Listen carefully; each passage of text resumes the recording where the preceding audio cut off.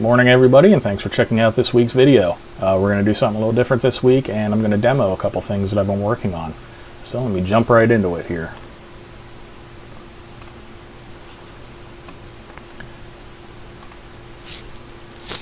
Alright, so the latest build, I haven't released it yet to the public because there's a couple pretty big bugs that I'm still trying to work out. But there is a couple cool things that I want to show off. One of which is a plugin that I just created, which takes the audio from your computer and turns that into a like a waveform, and you can take separate like frequency ranges and you can map that to stuff. So if you see this here, okay, good, it's showing up. You can see the device. My computer speakers are showing up as a actual input device now. So the cool thing I can do with that is I'm going to take my DualShock 4 controller here. It's already connected. And I'm going to go ahead, pop that open, and we're going to look at the mapping here. And this isn't very intuitive yet. I'm going to rename these actual channels with like frequency ranges, stuff like that, which makes it a little bit easier to discern. But we're going to go ahead and you also get a chance now to see the new mapping menu I've been working on, which separates things by what type of device it is, and for the plugins it makes some nice little icons and stuff down here. It should make mapping a lot easier, especially when you're like me and I have all the plugins installed, so things were getting pretty cluttered on that basic menu. Matter of fact, I'll go ahead and demo a couple of the features while I have this. You got your add devices now as part of the output devices, so I can go ahead and add more controllers here, and you see them showing up as input devices as well because I have the 360 controller input plugin installed here as well. And to get rid of it, it's as simple as clicking that X and crashing the whole goddamn thing. Like I said, there's bugs. Let's see if we can just skip right over. Okay, good. That wasn't a bad bug. We can skip right over that. Okay. What do you want me to say? Okay, so back into it here. Recovered from that little bug. Hopefully I'll have that fixed. I'll remember to fix that before I go ahead and push the new version out. But alright, now so what we're going to do is we have our audio channels. That's separated into different frequency ranges over here. What we're going to use is a new plugin that I've been working on, which is the color channel injector. And what this does is it allows me to take the value that's coming in here and turn that into either a red, a green, a blue, or an alpha channel, which the controller doesn't really support, so it's just red, green, blue. So I'm going to take that, turn it into a red. I'm going to push that to the DualShock 4's light bar. Now, I don't know how well this shows up on that camera, but since my microphone that I'm talking to you on, that's a little blurry, pull it back. But the microphone that I'm talking to you on, since that's being piped through my computer's audio, you'll see this light bar is flickering as I speak.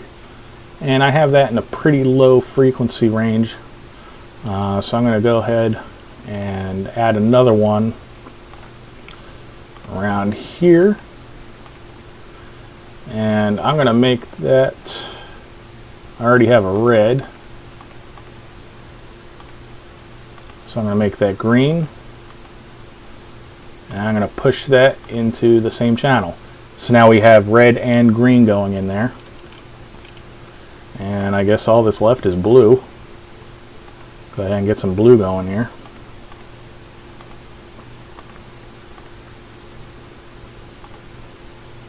Push that in as well. So they're fairly spaced out now, and you can see the light bars. I don't know if you can see that. The camera that I'm using for my overhead is not the best. Actually, none of these cameras are the best. But the color bar, or the color, is pulsating as I speak here in response to the different levels on the different channels. And since it's just audio, since it's just vocal, it's pretty monotone, so it's pretty much in the same range, so you're not getting too much action on that. But over here I got on another window, I got some music queued up. I can't pipe this into YouTube because I don't want to get my channel taken down for copyright. But hopefully I can get the light bar to dance a little bit more by using one of these.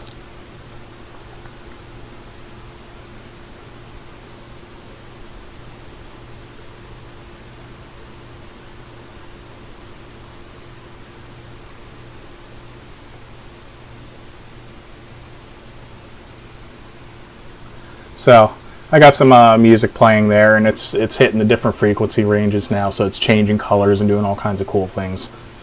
Oh, excuse me. So that's I'm gonna go ahead and stop my music and take that down now. So that's just one thing that you can do. I'm gonna go ahead and get rid of these mappings here, and I am going to go over to the DualShock mappings. And we're going to map a couple other things to the light bar just to play around. So let's take the left trigger here. And let's make that our red.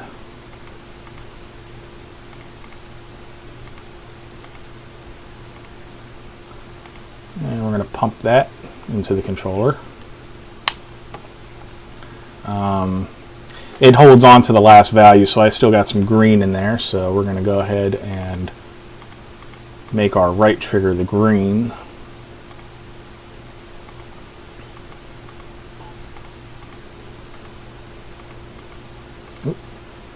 And shoot that back into the light bar. There we go. There's our red, there's our green.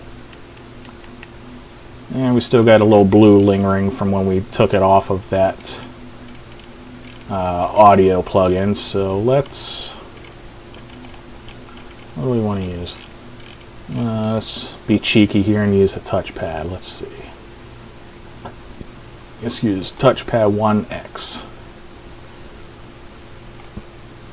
And that's going to be our blue. And shoot that back into the controller. Okay, here we go. So there we go. I don't know how well you can see that, but playing around with that, there's my blue, and then you can obviously mix the blue with other stuff, get your different colors. But that's just an example of you know, some of the mappings that are available now, and obviously the light bar plugins are working. So we're going to go ahead and get rid of those, and we're going to look at a couple other things that you can do now. This isn't really new, but you could do this with the previous build. But one of the things that I sometimes like to do with shooters is when you're pushing your joystick all the way forward, some shooters require you to click and hold in order to run. To me, that's you know, adds to like finger fatigue, and it's just kind of a general pain in the ass when you're trying to play games and you have to click and hold that to run. So what I'm going to do is I'm going to make that automatic. So first of all, I'm just going to do a, let's see, what are we on, left stick Y. It's going to equal our regular left stick Y, so we're just going to directly map that. But on top of that, I'm also going to add in a little logic plugin. And we're going to use simple logic for that. And we're going to say if it's less than negative 0.9. There we go. So now when I'm pushing it all the way forward, and remember the top is your negative on these controllers. So when I'm pushing it all the way forward, that turns to true. So now I can take that true value, I can map that to the actual pushing the stick down, which is my left stick. And now when you see when I push it forward, it turns true once I get to that extreme. So that's an example of using you know, the logic plugins and your basic and your mapping and all that stuff to come up with some, you know, more intuitive stuff. Stuff that the program doesn't necessarily have the features to do out of the box. We give you the building blocks to be able to do it on your own. So let's see what other. We have I'm working on the advanced logic plugin, and what that is that's going to take several different conditionals and evaluate them against each other instead of having just a one true or false. You can have it say if your left stick is at certain value and you're holding another button and something else is happening, then the condition is true. And that's something that will come out once I get time to finish that one up. Another thing I've been working on is the old one was... Okay, I should have a better warning for that. That's me trying to... Yep, I know. I'm sorry. Oh, boy, I screwed that up, didn't I? I know. It's horrible. Stop doing that. We're just going to relaunch. Boy.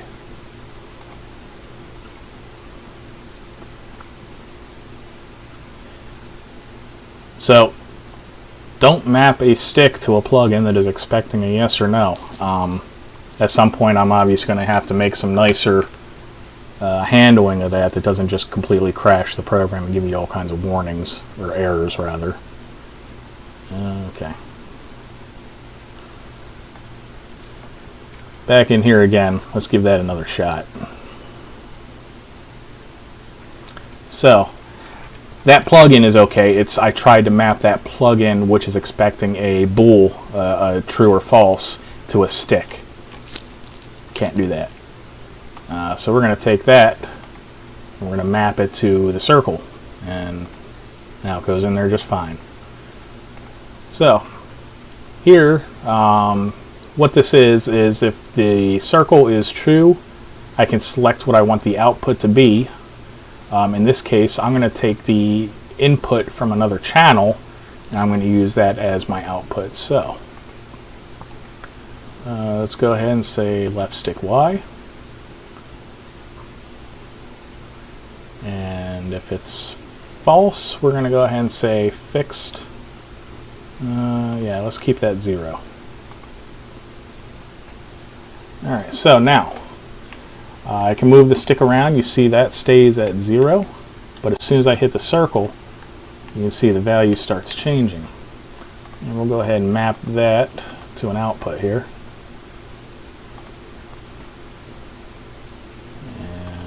We'll map that to left stick Y.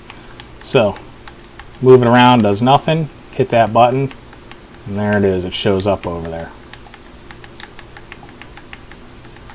So, that's just another little plugin that you can use to do some pretty cool things. We also have your basic stuff, inverting your access, simple logic, which I demonstrated. Your simple math, which is just multiplication, addition, division, subtraction, stuff like that. Stick adjustment. Boy, I just keep doing that, don't I? No. I know, it's horrible. So, don't connect your stick adjustment plugin to a channel that isn't a stick. That's what we learned from that.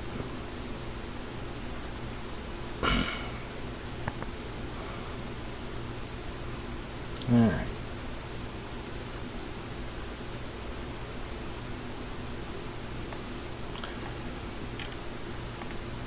Try that again. So, the stick, we can add a stick adjustment plugin. And what we have in here is pretty much what you're used to from the other input mapper program. And we got your sensitivity, your dead zone, your curves, so you can play around with that stuff and, change how the output works depending on your values in these sliders. So that's a cool little thing, and you can use that on any access. And as a matter of fact, I even use that plugin alongside the audio plugin to kind of fine-tune how sensitive some of those channels are when I was mapping it to the light bar. So any numeric channel doesn't necessarily have to be a stick, even though it says stick adjustment. Other stuff, we got the stopwatch, and let's not crash the program. The stopwatch wants to be on a bool channel, so we'll go ahead and add that to the circle. And now when I hit my circle button, you can see the stopwatch is going. And from that, you can add conditionals and other stuff like that on there if the value is a certain amount. And you can use that to determine if you've held the button so long to do certain actions, if you hold it short to do different actions. There's different behaviors on this as well. Some of these menus aren't popping out that nice, and I don't know if that's some other program I have running that's interfering with that. I'll have to check that out at some point. You can change the behavior here, how it resets the clock.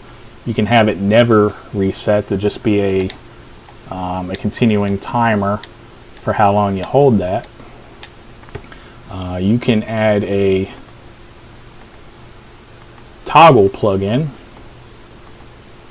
Add the toggle, and then onto that we will add the stopwatch and set that to never. And now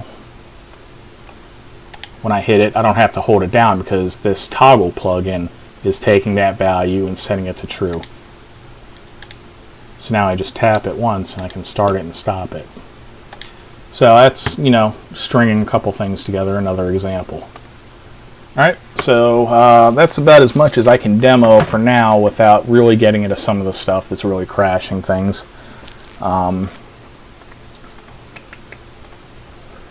Another thing I've been working on is the profile system. I know is extremely buggy right now with the mapping and how it relates to devices that aren't connected to the computer at the time of the program launch. So that's something I got to work on. Because right now, if you try to launch a profile and then connect a controller at a later time, it starts to cause like memory leaks and stuff like that. And if you disconnect a controller that's currently assigned to a profile, it can cause crashes. So that's something I got to work on. I'm going to get that out. Hopefully get that bug fixed this coming week here. But beyond that, working on plugins, trying to get some basic plugins out there so you guys have some you know, little building blocks to toy with. And you know, the plugins, I'm really trying to make them as basic as I can, because it's not, I'm not trying to give you guys a complete, you know, set in stone functions for these things. I want to give you the building blocks so you guys can put them together and make your own stuff happen out of those. And the more basic the plugin is, the more roles it'll be able to fill and different things it'll be able to do, instead of being so specialized that it can only be used for one thing. So that's what I got going on here. Not much else to talk about. Make sure you like the video if you like those. Keep an eye on the forums and the website to see when I release this version, along with the audio plugins and all that cool stuff. Other than that, hit us up on Facebook and subscribe to us on YouTube. All right, everybody have a good one.